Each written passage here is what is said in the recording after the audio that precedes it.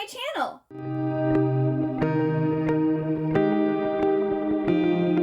Today is the second day of the Romantasy Readathon, so this is going to be my dedicated reading vlog for that readathon. And it goes all the way till this Saturday. And I'm starting on the second day because Polathon ended yesterday, and I didn't get my Polathon book read by the end of Polathon. So we will be carrying over into this vlog.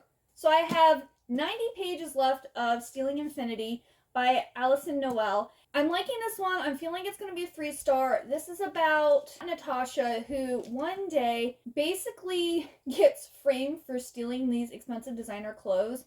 And she's recruited to this like super exclusive academy that's on like this island out in the middle of nowhere. And she finds out that it's a school for time travelers, and she like has a love interest, and she's learning about why they're time traveling and why she was selected and all this different stuff. And it's really good, but one of the main issues I had with it starting off was, we know from the synopsis that this is a school for time travelers. And our character, does not find this out until like 150 pages or something like that. She is at the school, she's been accepted to the school, and she's asking about what's going on, and like, oh, well, let me give you some advice, or oh, let me tell you this, but they don't actually tell her what's going on, and they like drag her along, and it's like, she's already been accepted, okay? She's already at the school. Like, I can understand them not telling her until she got to the school, but once she's there, they're still acting like it's this big secret. And they did that in the Crave series too, and that just like annoys me when we, the reader, know what's going on, and our character doesn't.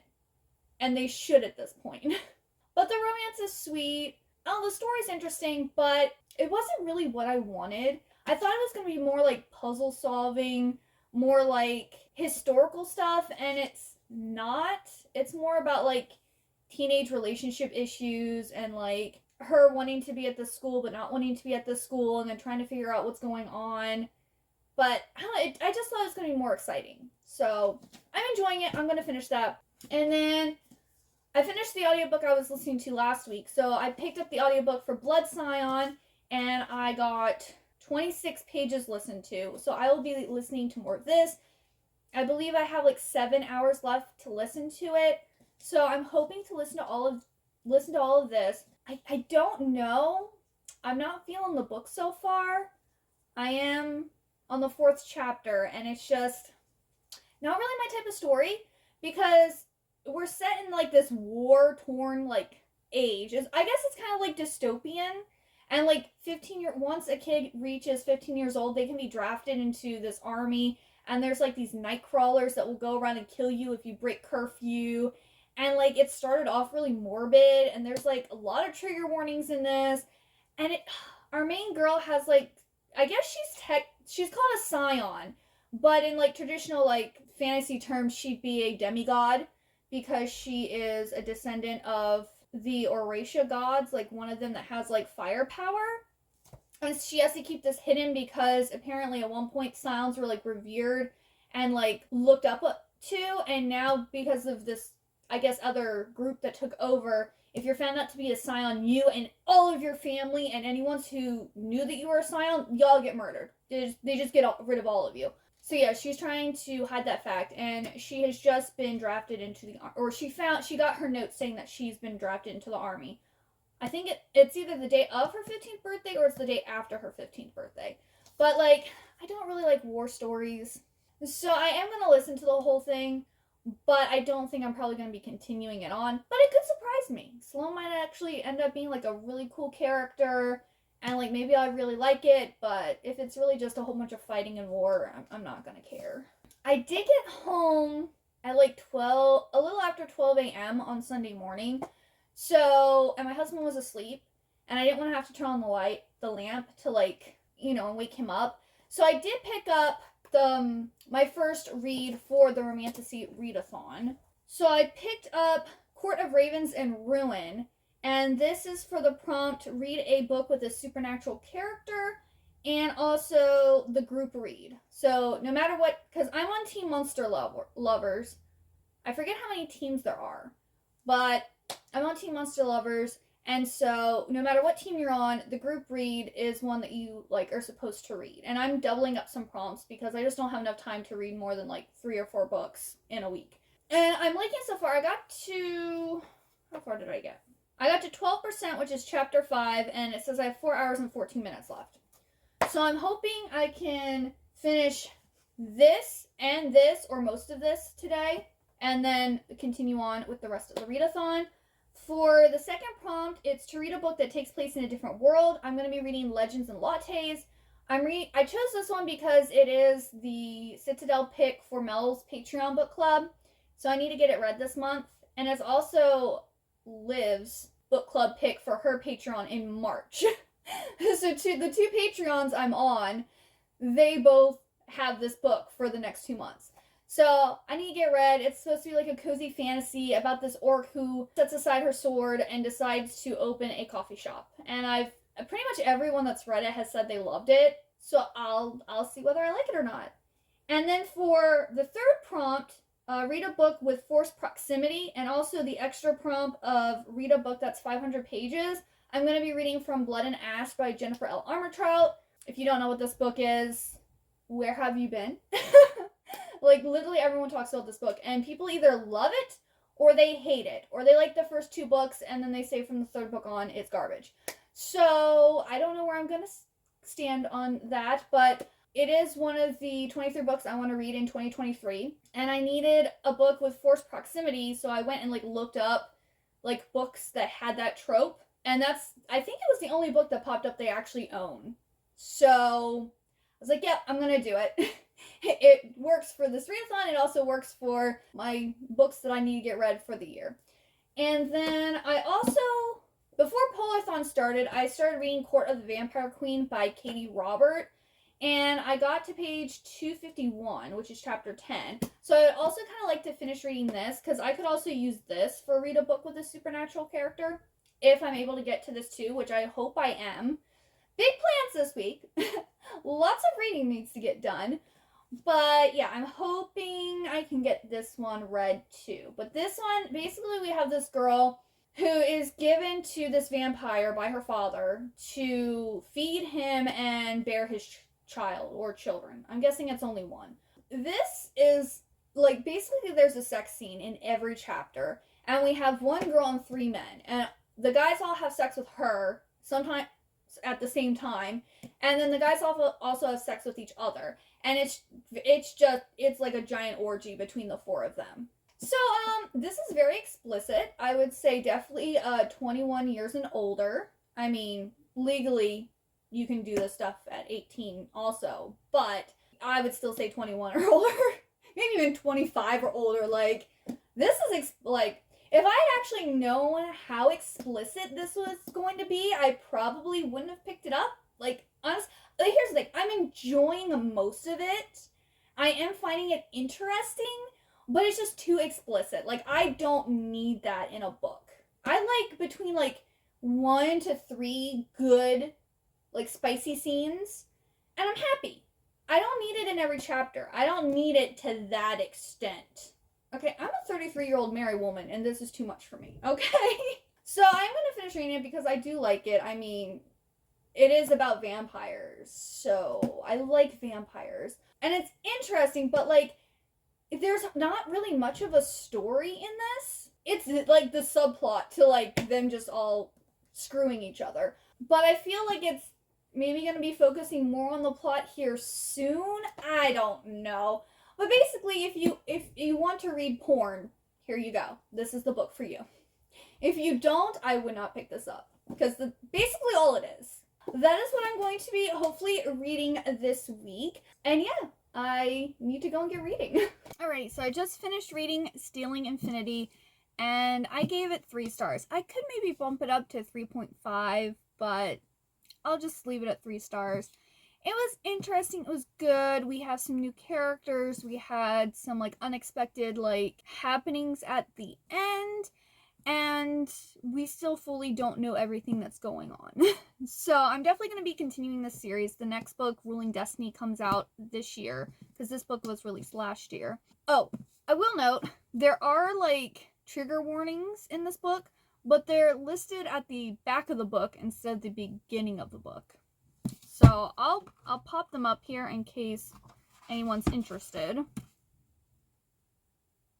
those are the trigger warnings. It was an interesting book, and I do like Alison Noel's writing, and I like the characters, so it just wasn't anything really new and exciting, you know?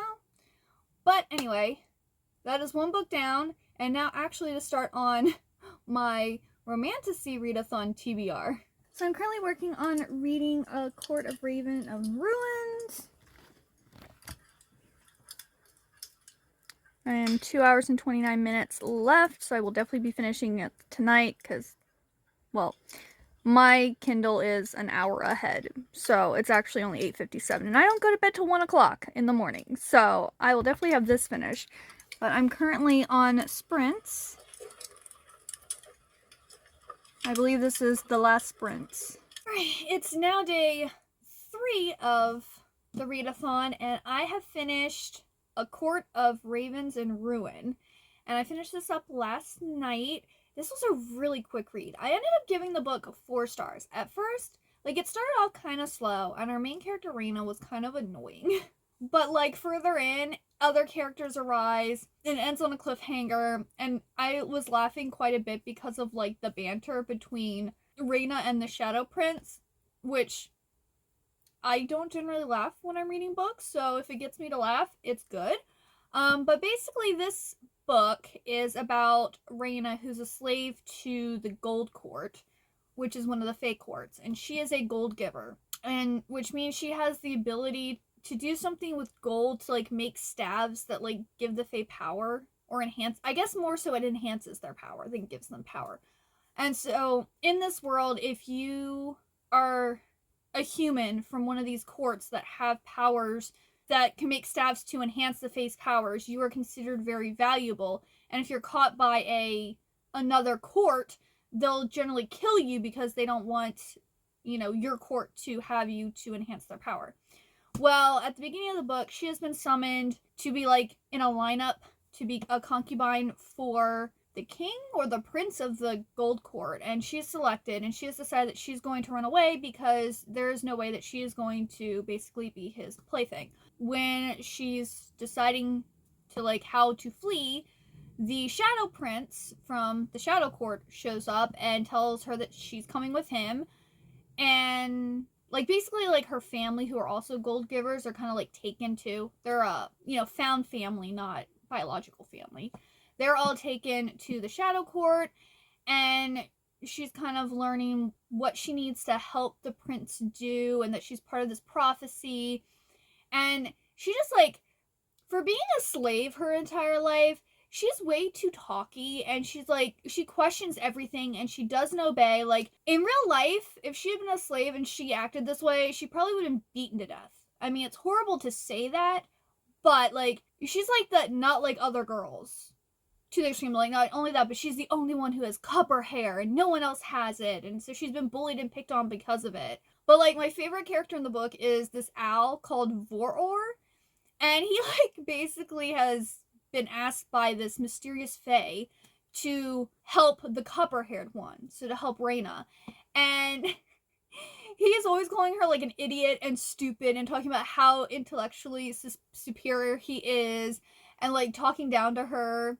And it reminds me a lot of Grimalkin from the Iron Fae series, and Grimalkin is my favorite character, so, like, ever. And so, like, he was making me laugh a lot, and I really started to enjoy the book more once he showed up.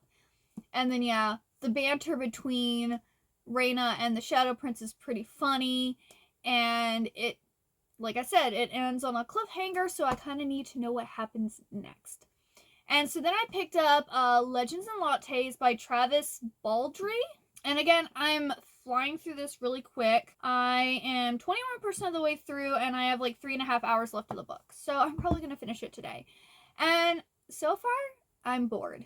I mean, I know it's supposed to be like a cozy fantasy and not much happens, but, like, literally, she decides that she no longer wants to be a warrior, and she wants to open a coffee shop. So she goes to this little town. She finds this old livery that she's going to turn into her coffee shop. She buys it. She enlists the help of some type of supernatural creature to help her, like, fix up the place and get it, you know, to not only be livable for her because she's living there, but also to work for as her coffee shop. And then she hires a assistant, or she said at the end of the interview she felt like she'd actually hired a partner, like a business partner.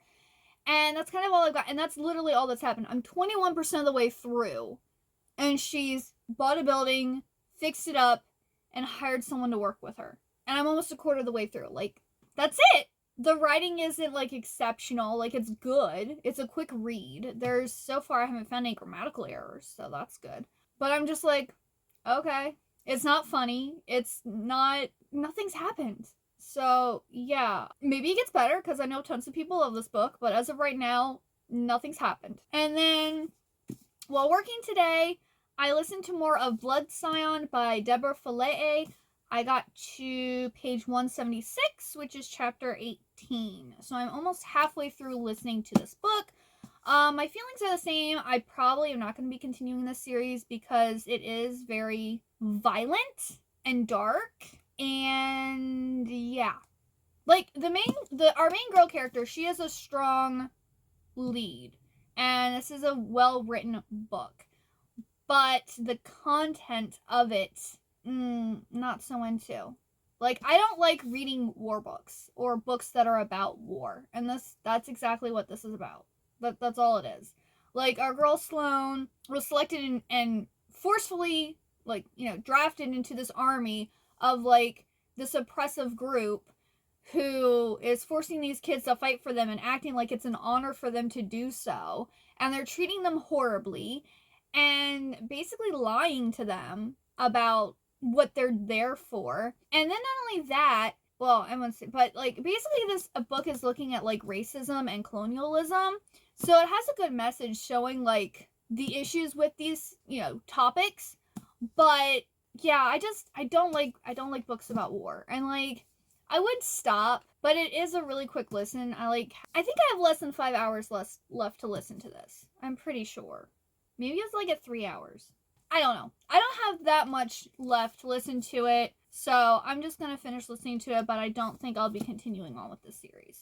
But yeah, I'm going to get to reading Legends and Lattes and probably check in with you tomorrow. Alrighty, it is now day 4 of the readathon. It is Wednesday, and I finished reading Legends and Lattes last night before I went to bed, and I ended up giving it 3 stars. This is probably an unpopular opinion, but, like, I was kind of bored throughout the whole book because nothing really happens, and I almost felt like I was reading, like, almost like a video game script.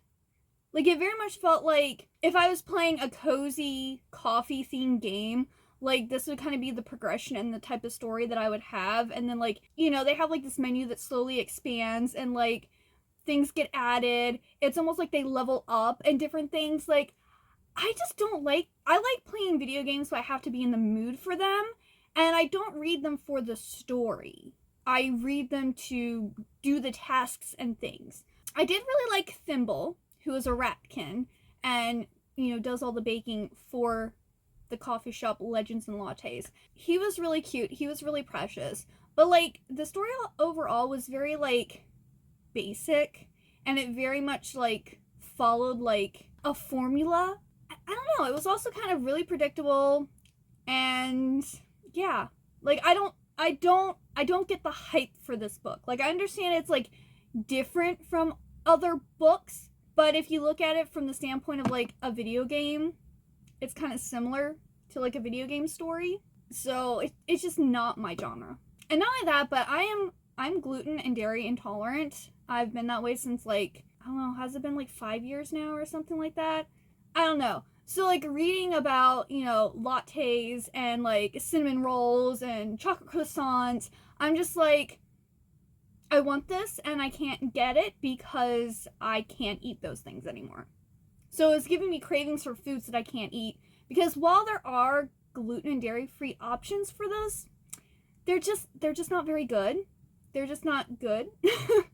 They're not light and fluffy, and of course there's no butter in it, so they're not, like, buttery. Yeah, that also kind of made me a little bitter.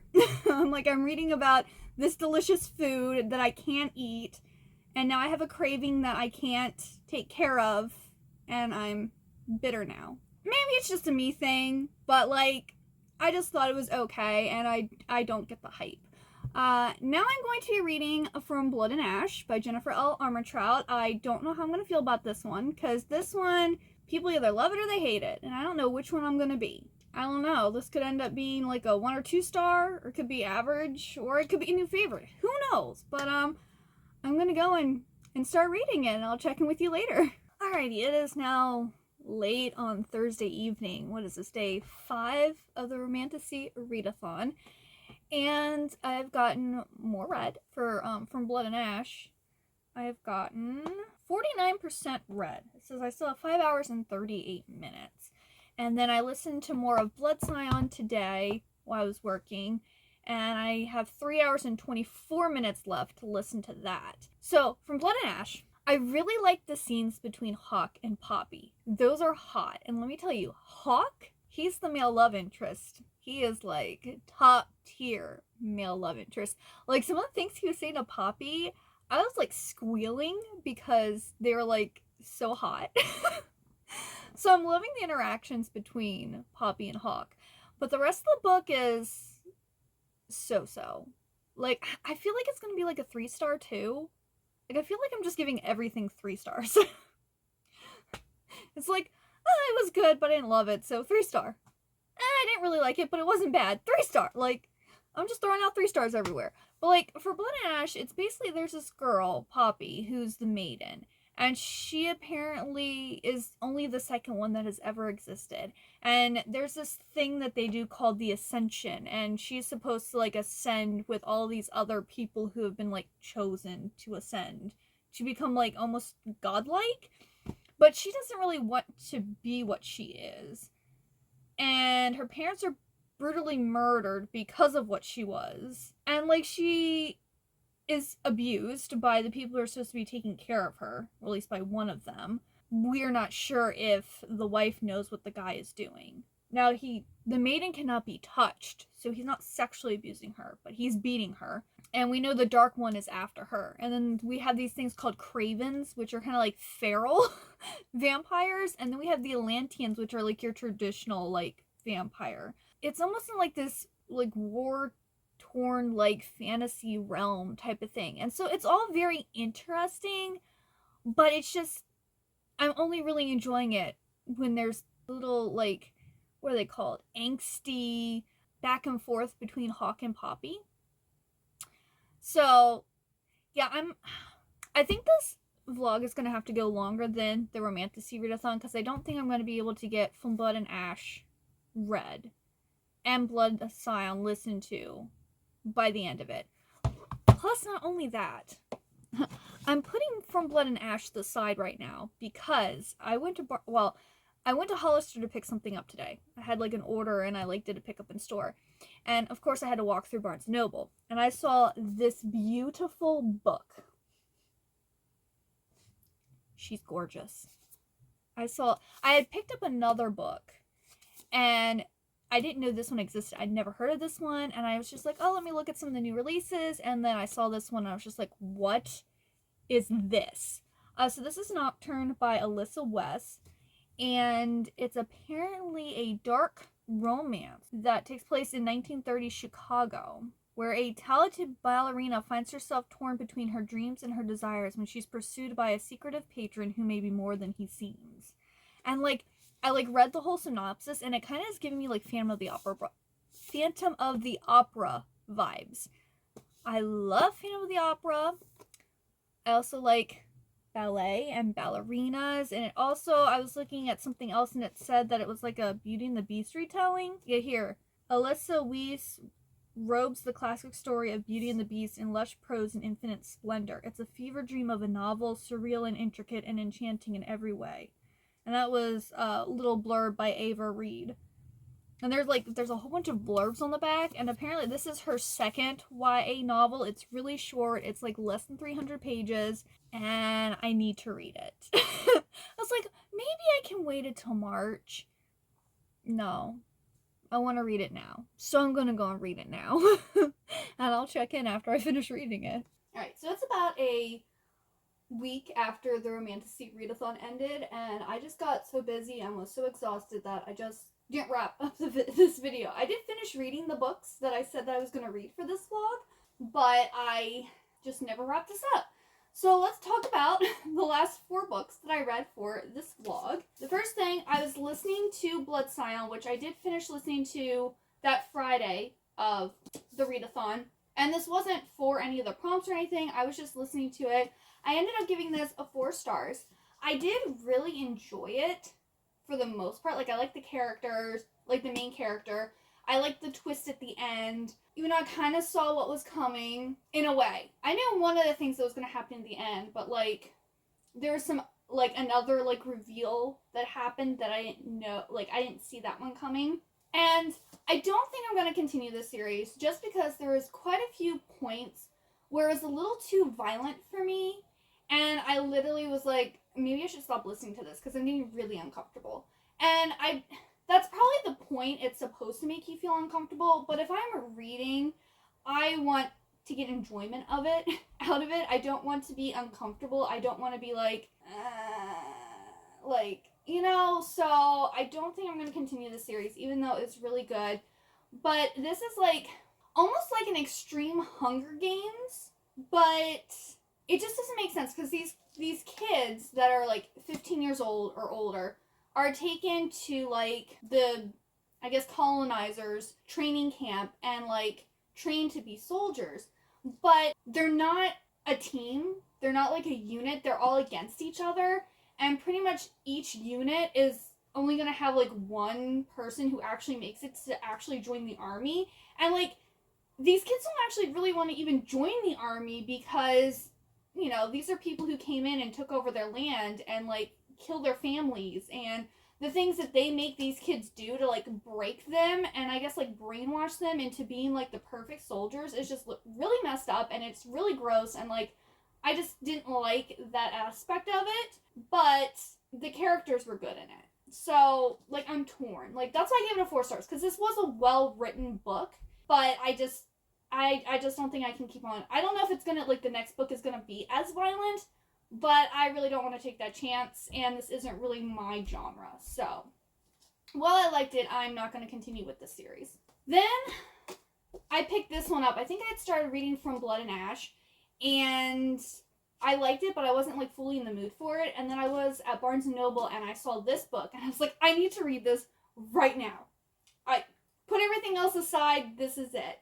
So this is Nocturne by Alyssa Weiss, and this is like a dark fairy tale.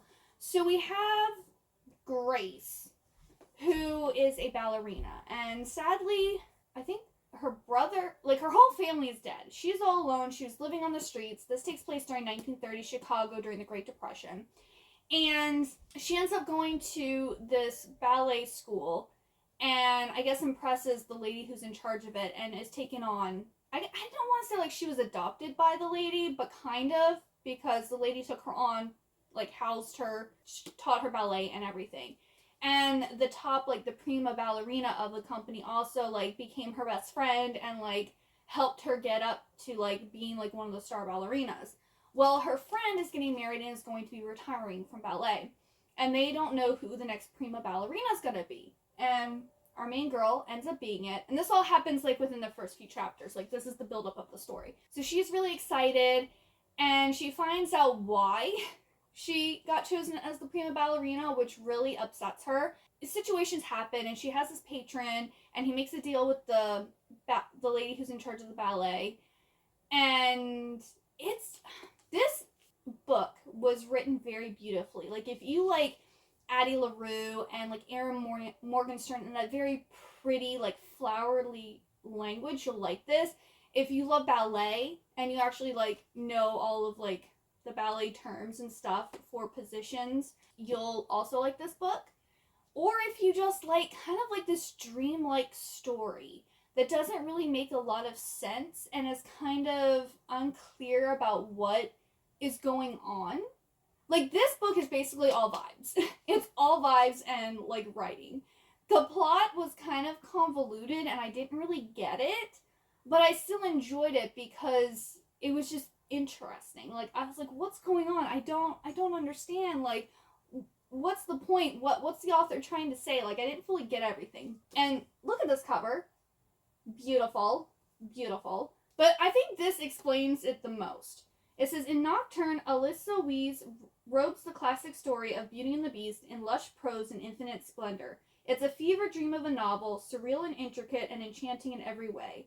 And that was a blurb by Ava Reed, who wrote The Wolf and the Woodsman. And I think out of all the quotes on the back, that kind of really explains what this book is. And I gave it 4 stars. I really liked it, even though I don't know what was going on. It's kind of like The Starless Sea. I enjoyed The Starless Sea, but I didn't really get what was going on. If you like The Starless Sea, you probably also like this, so yeah. Then I did finish reading From Blood and Ash. I think I finished that this past Wednesday, so it was after the readathon was over, but since I talked about it, I figured I'd wrap it up and tell you. I ended up giving this one 4 stars. The plot was not that intriguing, and like, I totally got who the Dark One was, like, right away. Like, I was like, I feel like it's gonna be a little while before it's revealed, but I'm pretty sure this is who the Dark One is. And so I googled it. I was like, ugh, why is it so predictable? But the scenes between Poppy and Hawk, hot. I love the angst. I love the banter. I love the just back and forth between them. It was so good. So the book got 4 stars just because of, like, the interactions between Poppy and Hawk. Like, I love that. But this is basically this world where we have the Ascended, we have humans, and then we have the Atlanteans. And the Atlanteans are, like, it seems, I guess they're kind of like vampires, werewolves, like supernatural creatures, but they're different. And then we have the Ascended, who we find out later who they actually are. And Poppy is the maiden, and she is, like, supposed to, like, she has very strict guidelines on what she can and can't do, and she's not supposed to be touched, and she has to be protected. And apparently they need her to ascend all of these other people who have been selected for ascension. And in this world, we have a king and a queen, and you get to keep your first child. Your second child gets ascended, and then your third child is given over to the temple and is supposed to become, like, a priest or priestess or whatever. But these kids who are given to the temple are never seen or heard from again, which is causing issues with the populace, because they're like, where are our kids? Why can't we see them? Like, why are they taken away and we never hear from them again? So there's, like, this rebellion that's brewing. And Poppy is not happy that she's the maiden. She doesn't want to have all these rigid, strict rules. She doesn't understand why she has to be the maiden when she didn't choose this. And she's, like, fighting against it in her own way. And there are some trigger warnings in here. There is abuse. There is... I'm trying to think what else there is. I know for a fact abuse. I don't remember what else. But there are some trigger warnings for this. It is an adult novel. They're explicit, but they're not overly, explicit. But I enjoyed it, and I want to read the next book. I don't know. I'm not going to read it in March, but I might read it in April. We'll see. And then the last book I talked about, which it goes with the theme of monster lovers, but it wasn't actually, like, one of the choices for my prompts. It was Court of the Vampire Queen, and I finished this one Thursday? I think I finished this on Thursday. This one I gave 3 stars. So Court of the Vampire Queen is basically straight up porn. Like, there's not much story or character development or anything. It's just 3 guys and a girl all going at it the whole time. So in the third part, the queen part, we get the most plot and less of the just going at each other consistently. Yeah, like, it was just too much for me. When I read a romance novel, I want that angst. I want that build up in the relationship. I want, 1 to 3 spicy, explicit or slightly explicit scenes. I don't need it every single chapter. Yeah, this was just too much for me, so I don't know if I'll read anything else by Katie Robert again. I remember, was it Catherine Feehan? I read one of her books back when I was, like, high school or college. I don't remember. But in that one, like, literally, there was no plot, and the 2 main characters were just having sex everywhere. In the elevator, on a table, in a bed, in the forest, like, and I was just like, this book is just them having sex the entire time.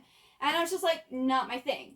So I didn't realize going into this that, this is even worse than that one. Like, that one had a little bit more of a plot. This one, basically, our main girl character is given to this vampire, and her job is basically to get impregnated and have his heir. That way her dad can, like, control this, like, the last bloodline vampire of this family. And then his guy friends, who he's been in sexual relationships, show up, and then they all have sex together, and something happens, and they all get bonded because of she's not just a human, or she's not just vampire, she's something else too. And so then they come up with this plot of how they're going to take down her dad and make her the next heir. But, like, that is, like so literally talked about, or they talk about it when they're also getting it on. So, yeah. If you just want sex scenes every single chapter, this book is for you. If you actually want a good story with plot and character development, this story is not for you. Yeah, lots of trigger warnings for this too. Just so you know. There's literally like a page. There's literally a page of trigger warnings, so just beware. So yeah, I think overall this was a good readathon. I had a lot of fun. I completed all the prompts but one before the readathon was over, and I did end up within like less than 2 weeks. I did read all the books that I planned to read for this readathon, so I am very happy about that.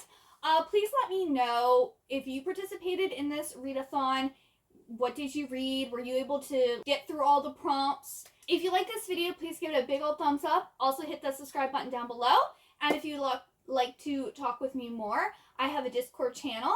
And thank you so much for watching. I hope you have a wonderful good day or night, and I hope to see you next time. Bye-bye!